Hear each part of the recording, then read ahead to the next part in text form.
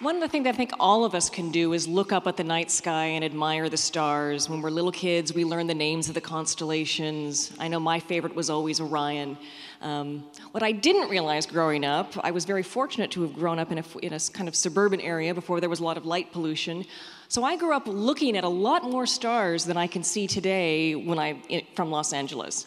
When Adam Frank was growing up in Newark, New Jersey, he recalled when he was 5 years old, he was on the roof of his parents' house, being a dreamy 5-year-old on his back, staring up at the sky, and he could see 4 stars.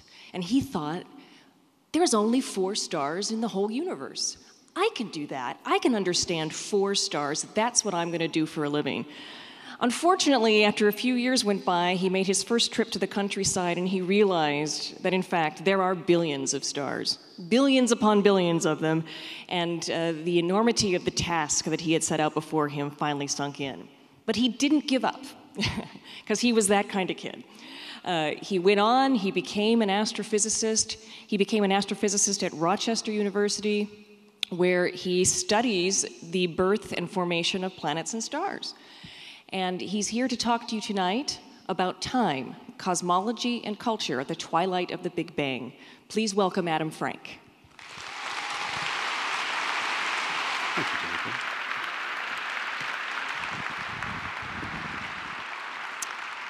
Well, good evening, everyone. It's a great pleasure to be here tonight on this really extraordinary event, and I'd like to thank the organizers for inviting me and to be able to have the chance to share the stage with these really incredible people. So I'm here to tell you about time, but in a different way. So I'm an astrophysicist, and I study how stars and planets form, but I've always been interested in the interpenetration between science and culture, and how one sort of sloshes back and forth between the other. And so in particular, I want to talk today about cosmology, and so my topic or title is about time, cosmology and culture at the twilight of the Big Bang. And I hope to sort of explain to you what I mean by the twilight of the Big Bang. Now, I could have also called this lecture Timepocalypse, how revolutions in cosmology mean the end of time, yours in particular. So another title might have been Relax, the End is Near. So what is going on in cosmology right now? The amazing thing about cosmology at this moment is some of the fundamental ideas behind the Big Bang, particularly about the beginning, scientists are ready to push against. And so here's a number of books that have come out, some written by the gentlemen who are on the stage tonight.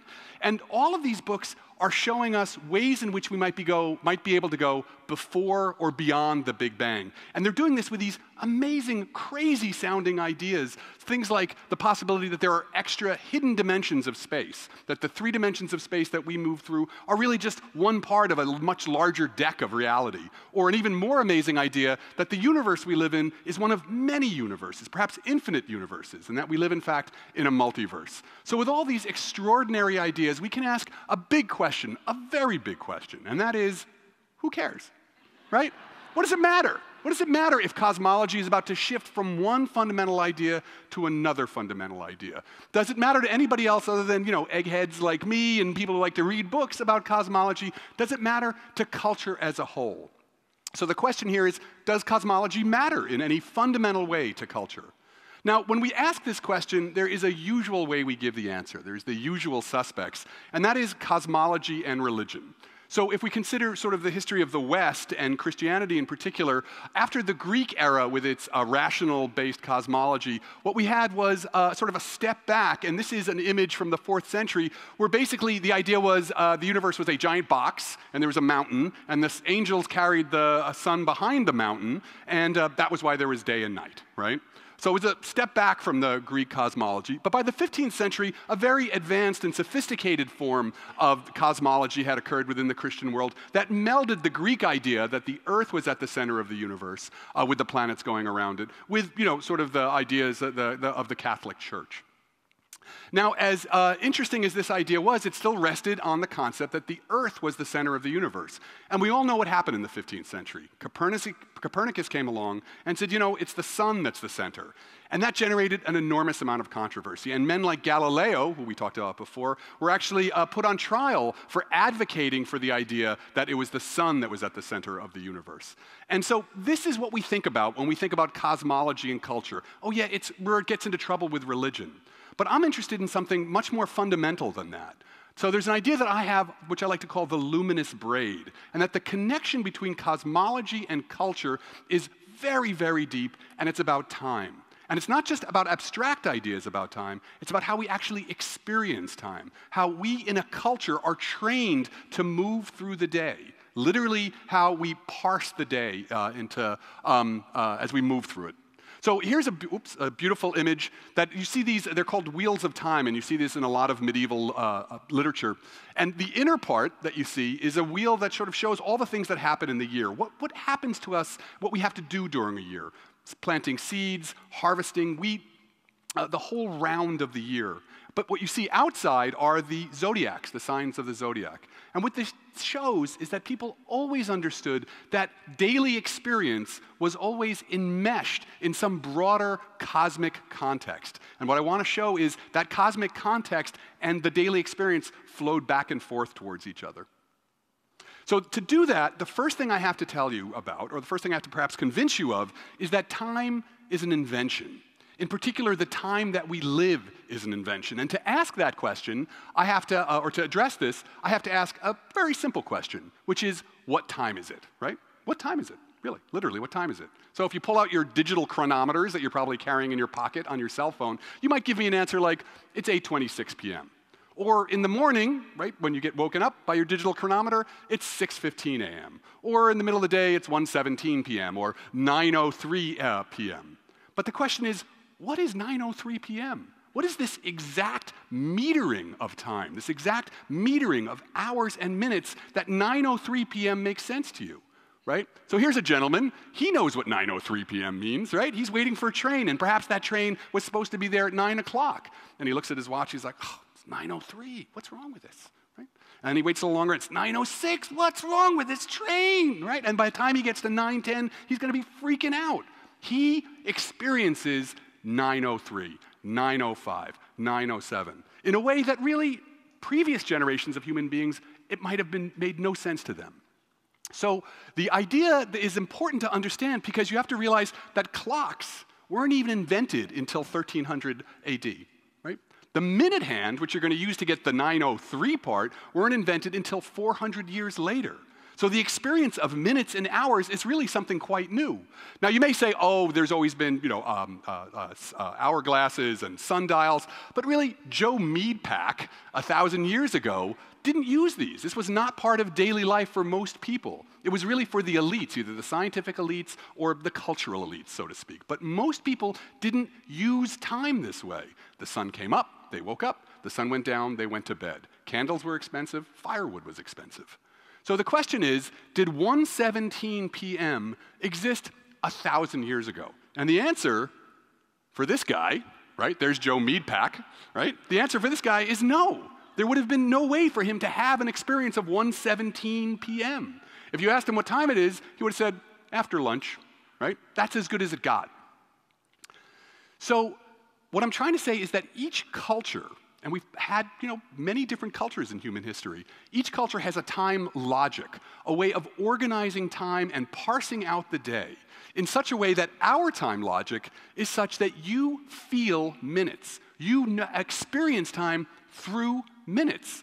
Not only because you have these machines, that's an important part, that can tell you how the minutes are passing, but also because you've been taught a certain way of moving through time. And when were you taught that? Your whole life. In school, right? What are you taught? Well, you have to be in school at 8 o'clock, and if you're not, you're going to the principal, right? And you're also taught that 9 a.m. is for math, but at 9:40 p.m., stop doing math, it's time for history, right? So that's an early education in this culture's time logic. We've also learned this from work, clearly from work, right? If you're supposed to be there at 8 and you show up at 8:30, you're fired.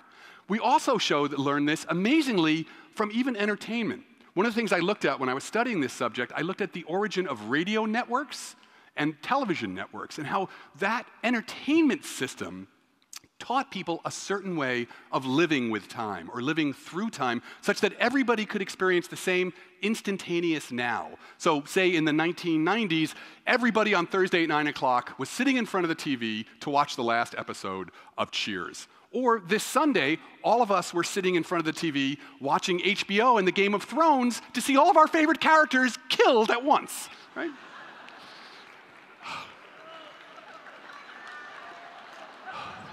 Okay, that's right, red wedding, whatever. The important point to understand here is times and time logics change. They have changed, they will change, right? And cultural time logics have changed many times across our human history and evolution. And here's the kicker. Cultural time logics and cosmology are paired. When one changes, you can count on the other changing. Sometimes it's cosmology which leads, sometimes it's culture which leads. But every time you get a change in one, you get a change in the other. So for example, here's a timeline of times in human history. So 50,000 years ago, we had the Paleolithic. We were hunter-gatherers. And if you're a hunter-gatherer, the way you organize the day is very different. Say, you're following the herds through the seasons, is very different than if you're living in the Neolithic 8,000 or 10,000 years ago and you're a farmer, right? The way a farmer has to organize his day is going to be very different than a nomad. And then, of course, if you're part of the urban revolution, the first cities that we were building in 4000 BC, that highly structured environment is going to mean another very different organization of time. So each one of these, from the Paleolithic, Neolithic, urban revolution, the Renaissance, the Industrial Revolution, and the revolution we're going through now, the revolution in time that we are all experiencing right now, each one of these was a change of time logic, and each one of these had a different cosmology. Now, this is what I want to show. So I wanted to make this point, because it's a very, it's controversial. But to make this point, let me give you two examples of the relationship between cultural time logics and cosmological time. And the first is we'll start off at 1300.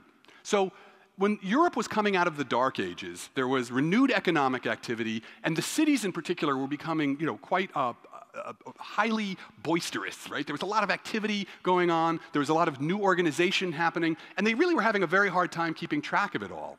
And then in the monasteries, or some monastery, somebody figured out that if you took a toothed wheel and hung a rope off of it with a weight, that weight would carry the toothed wheel down, and it was very effective for marking out time. And that was the first clock. And so the clocks get introduced into Europe, and as you can see from this, the clocks sweep through Europe. In just 50 years, the first clock in Orvieto in 1307, in Milan 1336, et cetera, and by 1354, Prague has a clock. Every major town that is worth the name has a clock. People were so proud of these clocks that if you look at images of cities of these days, clocks are always prominently displayed. So people were like, hey, look, we got one of these too, right? It was like a stadium. It was like having a big high-tech stadium. But more than that, the clocks were re-engineering human life. As the historian Lewis Mumford said, people no longer ate when they felt hungry, they ate when the clock sanctioned it. Every aspect of human life was being shaped by this abstract way of metering time. Now, how does this affect cosmology? Well, if we look just a little while after the introduction of clocks, we can see philosophers, natural philosophers, they weren't scientists quite yet, of course, beginning to think about the world in terms of clocks. The clocks offered a new world model. So by 1377, Nicole Orsme, who was thinking about the major cosmological problem of his day, which was the motion of the planets, and he writes, planetary motion is similar to when a person has made a clock and sets it in motion, and then it moves by itself. So the clock offered an image, a mental image of how the universe might be organized as a clockwork. And of course, this idea of a clockwork universe would find its triumph with Isaac Newton, right? Isaac Newton gives us laws of physics, laws of motion, laws of gravity, laws of optics. And these were, for no accident, called mechanics, right? The idea was that these laws were like the gears in a clock. And so by thinking of the universe this way, it gave Newton enormous power by setting this into mathematics, such that the first true cosmology, scientific cosmology, could begin. In Letters to Friends, we see Newton talking about the idea of an infinite universe with infinite stars all arrayed together, every star held in perfect gravitational balance by the force of all the other stars. So the cosmology could begin now in earnest scientifically because of this clockwork image. So another example of this, we jump forward to Einstein, 300 years later, or so. And there's, all of us physicists get this idea when we're in graduate school. The story is told how Einstein couldn't get a job after graduate school, right? And so what did he do? Well, he got a job at the patent office. And we're always told like it was like him flipping burgers, you know? And while he's flipping burgers, his mind is elsewhere and he's thinking about relativity. Nothing could be further from the truth. The people at the patent office knew Einstein was a smart guy, and so they gave him patents to evaluate for the most pressing issue of the day. His patents were all about time synchronization. You have a giant factory that covers 10 football fields, and you need all the clocks in the factory to be synchronized. And you're going to do that with electric signals, right? So Einstein was given essentially the technology, or had to work out the technology of time synchronization. Now, why was this so important? Because the whole world was interested in synchronization. The whole world was interested in simultaneity. Why? Because we were rewiring the world. Think about the effect of trains in culture. In 1700, if you wanted to go from New York to Philadelphia, it took a day and a half on the Zephyr, right? That was the carriage, what the carriage was called. By Einstein's era, it took 3 hours. Now, if it takes you 3 hours to go from New York to Philadelphia, you need to care whether noon in New York is the same as noon in Philadelphia, because you're going to get out and you're going to have an appointment. You're like, oh my God, I'm late, right? So simultaneity, how different times in different places related to each other was a fundamental economic, military, political concern for the day. Also, people were wiring the world with telegraph cables, which is near instantaneous communication. So simultaneity was a fundamental cultural issue, and what happens? Einstein, in his creation of the theory of relativity, makes simultaneity one of the core issues. He builds a new theory of space and of time, thinking deeply about simultaneity. And what that did is, Einstein's theories, really in some sense, cosmology was waiting for Einstein. He gave us a way of producing the first truly global models of thinking about the universe as a whole. And what do I mean by that? Well, one of the things Einstein allowed us to do is to think about space-time as a geometry, as a shape. And so you could imagine thinking about or write down equations for the shape of the entire universe. And that was an enormous advance. And what it allowed us to do then was to move on and build theories like the Big Bang. So the Big Bang is fundamentally a relativistic cosmology.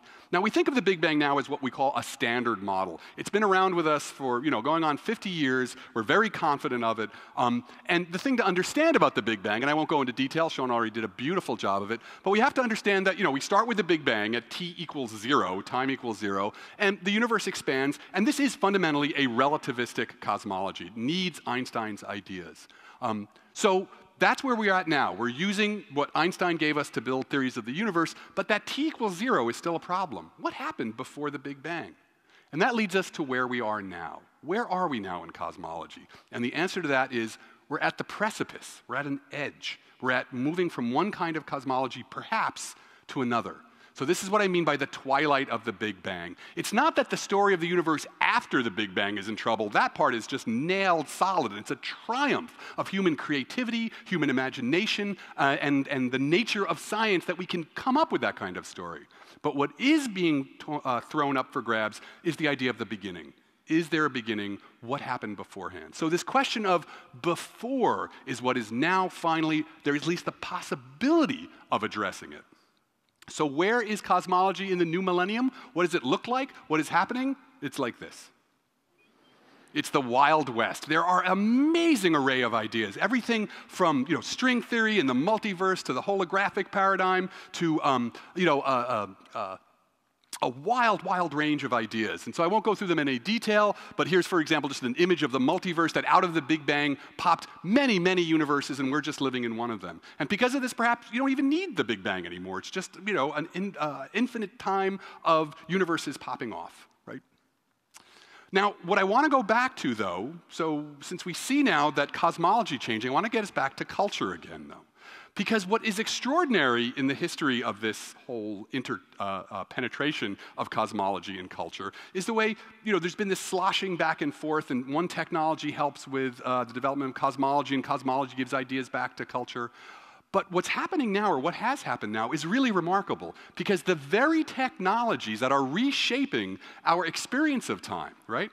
Something like, this little box here where, I can walk down the street and talk to somebody who's, in Egypt. that is such a fundamentally new way of experiencing space and time, but these technologies didn't emerge out of nothing. Many of them emerged right out of cosmology. So for example, the first web browser came out of an astrophysics laboratory.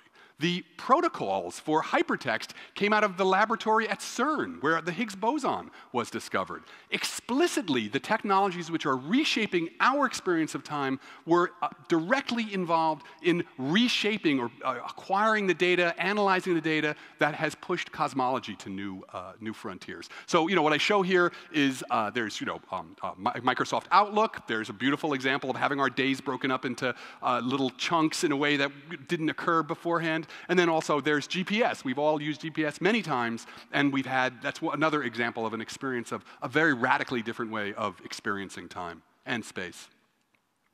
So now to come to the end, I'd like to give a couple of morals. Now, usually cosmology talks don't have morals at the end, like a bad Saturday morning cartoon, But Davy, friends are important. This one does, okay? There are two morals, and the first one is about culture. Now, every time logic has a value system associated with it. It's the value systems of that culture. And our time logic is due to this guy, Frederick W. Taylor. He's the guy who invented scientific management. He went into factories and he clocked every movement the workers were carrying out to see how could I make that faster. So the whole idea of having a hyper-efficient production system is in some sense from this guy. And that's the world we live in. How many people feel like they have lots of time, right? We all are running around like nut jobs, right? We live in a world where we're expected to produce so much so rapidly.